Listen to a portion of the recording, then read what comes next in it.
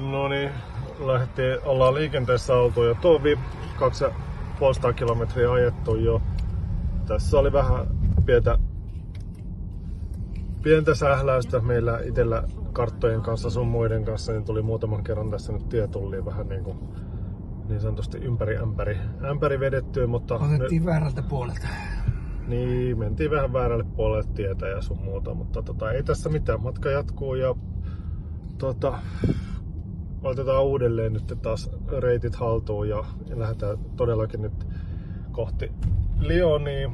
Yritetään kiertää sitä kaupunkia vähäsen ja siitä kohti sitten lähdetään ihan sinne Etelä-Ranskaan ja siitä ei olekaan enää pitkä matka Espanjaan sitten, Espanjan Barcelonan tontille. Mut aamulla satovettä taas ihan kunnolla, nyt on luvattu vähän parempaa keliä eli vähän kuivempaa tää loppupätkä toivottavasti. Ja palataan matkan varrella jossain vaiheessa taas niin kuin vähän ehkä tarkemmin noihin tietoihin, kun saadaan nyt päivitettyä nämä meidän kartat ja arvioidut ajat siitä, milloin ollaankaan Espanjassa ja perille ja kaikkea tämmöistä. Matka on vielä pitkä, meillä on yli 1000 kilometriä tässä näin vielä ainakin niin kuin pitkälti edessä, mutta tämmöistä aina ei kaikki mene niin kuin suunnittelee ja onneksi pieniä tämmöisiä korjausjuttuja, mutta tosiaan tämmöistä tähän aamuun nyt kuuluu ja mennään näillä eteenpäin.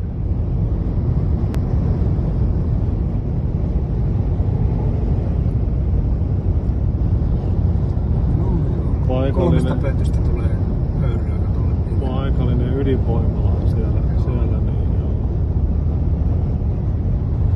Matka jatkuu. Katsotaan vähän mitäs meillä on tässä näin edessä, eli 80 kilometriä olisi seuraava latauspisteeseen. Se onkin viimeinen latauspiste sitten Ranskan puolella. Sitten meillä onkin seuraavassa jo sitten Espanjan puolella latausta.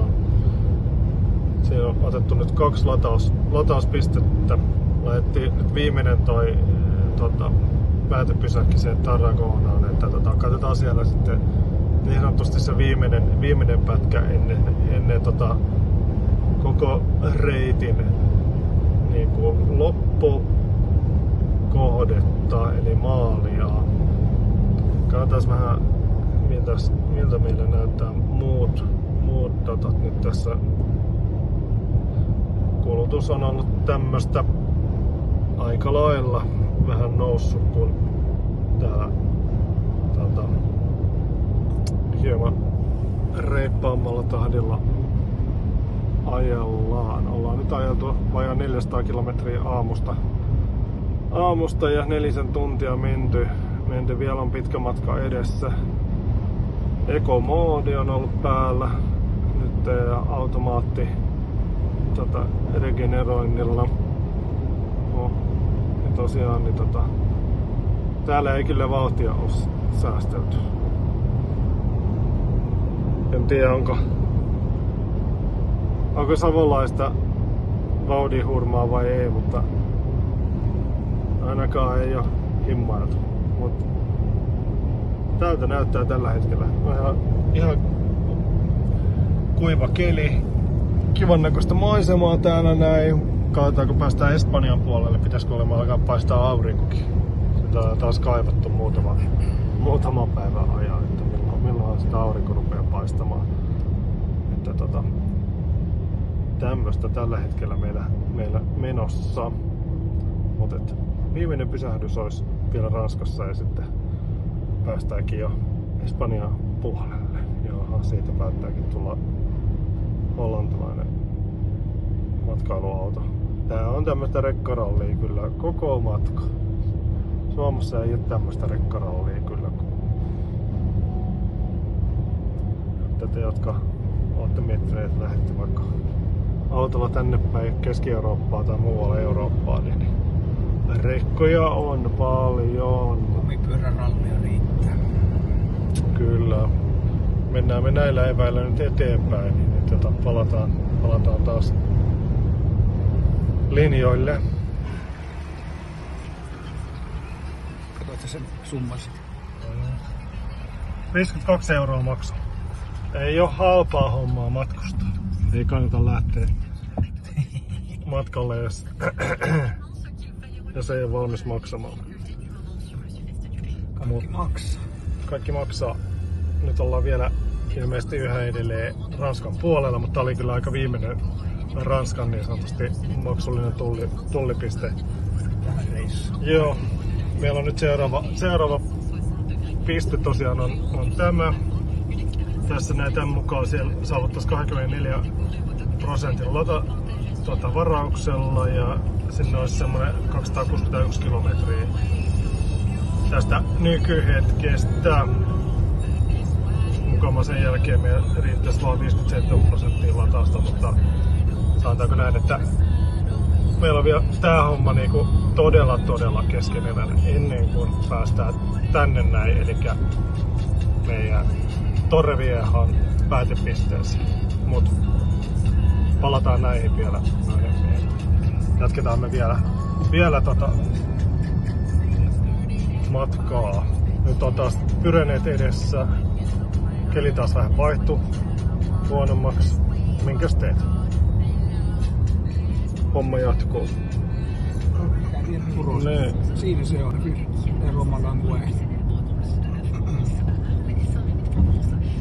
Eli nyt ollaan aika lailla virallisesti Espanjan puolella. Kohta tulee kyltti. Ja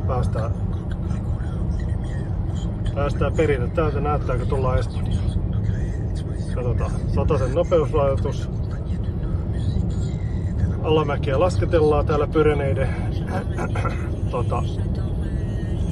välissä. Aika makeat maisemat tässä näin niin kuin menee. Siellä on jotain linnaa sun muuta ja ahtaat on välit tässä näin, mutta nyt ollaan virallisesti Espanjan puolella ja ollaan hasta pronto.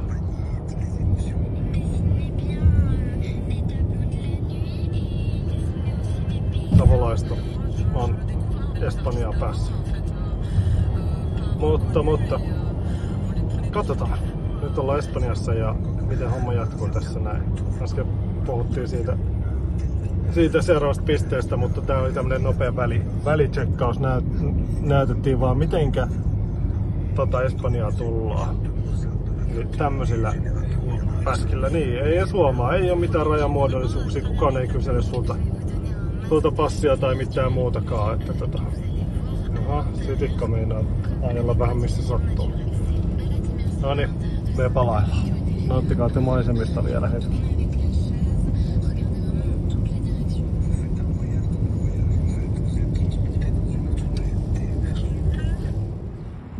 No niin, Espanjan auringon alla ollaan. Kuten huomaatte, täällä paistaa aurinko. Juurikin näin. Enää olisi yksi pakollinen stoppi. Auto näyttää täältä. Toivottavasti näette jotakin lukuja. Ihan kivat nopeudet taas.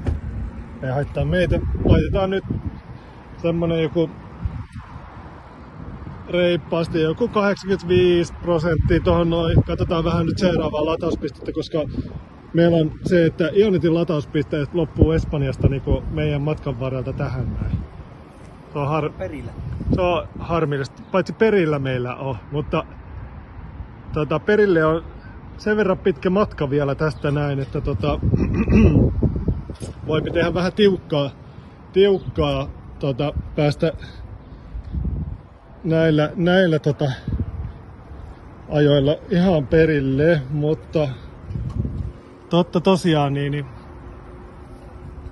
etsitään tuosta matkan varrelta vielä yksi latauspiste jonkun toisen tarjoamana, mutta tosiaan täällä on melkeinpä plus 30, aurinko paistaa ja tätähän varten me tänne kanssa tultiin, että haetaan tätä valoa ja lämpöä niin kuin teillä Suomessakin on ollut, että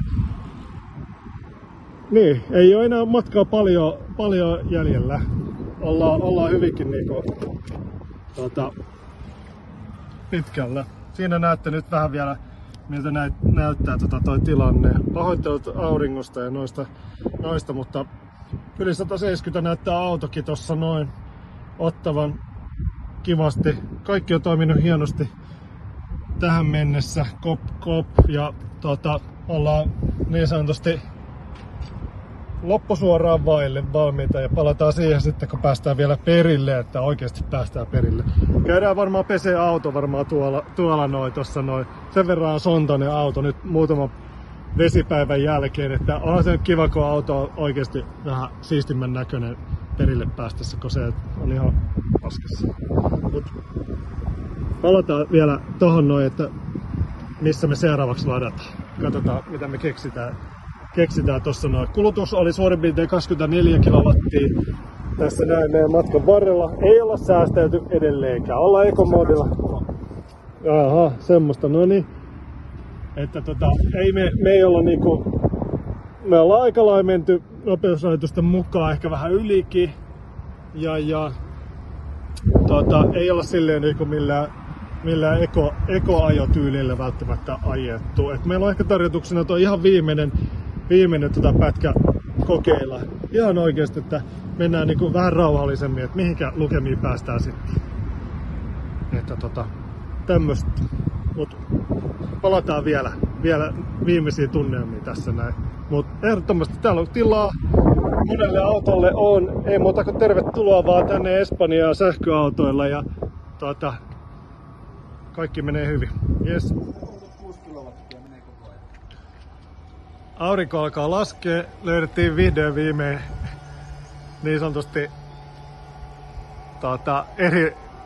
Ionitin latauspiste. Eli tämmöisessä ladataan. Onneksi oli erikseen Iberdrolan appi. Homma hoituu. Tässä on pitkä rivi oikeasti niinku latauspisteitä ja ei yhtään auto. Ei missään. Tää on ihan uusi latauspiste ilmeisesti. Kun katsoo tätä kaiken kaikkiaan miljöötä, keskellä ei mitään. Vähän tälleen teollisuusaluetta. Siinä on jotain appelsiiniviljelmiä yms. Mut ei meitä haittaa. Meille se on ihan yksi sama, että onko tässä ollaanko ainoita vai viimeisiä käyttäjiä. Pääasia, että me saadaan ja homma toimii. Eli tämmöisellä teholla menee nyt ja tällä mennään oikeasti niin kuin päätyä asti nyt. Tuossa oli jo valmiiksi, meillä oli bufferi jäänyt edellisestä reilu 30, niin sen takia se ei nosta nyt enää ihan kauhean korkealle. Mitkään Mersun kortit ei toiminut tohon noin, ihan puhdas appi vaan homma hoitu. Tossa on 180. Tuolla noin on 350 tai pikalataus, eli jos auto ottaa yli 180, niin ei muuta kuin siihen vaan. Katsotaan, täällä on ihan tämmöiset niinku oikeesti niinku isojen poikien laitteet. Vähän niinku noi Ionitit. Mun autohan ei ole ihan isojen poikien juttu, koska se ei ota 170, mut joo. Siisti näköinen setti. Käyttäjiä ei vaan oo, mut samapa tuo. Meille riittää vaan yksi käyttäjä. Rekka on vetänyt siihen sopivasti just siihen, mistä pitäisi tänne ajaa, niin hän on päättänyt jättää siihen, niin tosi kiva juttu. Mut ilta alkaa täällä näin Espanjassakin pikkuhiljaa niinku tummenee. Kello on paikallista aikaa. Tää ei pidä paikkaansa 9. Eli tästä näin meillä on vielä 2-3 tuntia, vajaa 3 tuntia ajoa vielä. Me päätettiin, että varmaan tehdään niin, että vedetään toi viimeinen setti autolla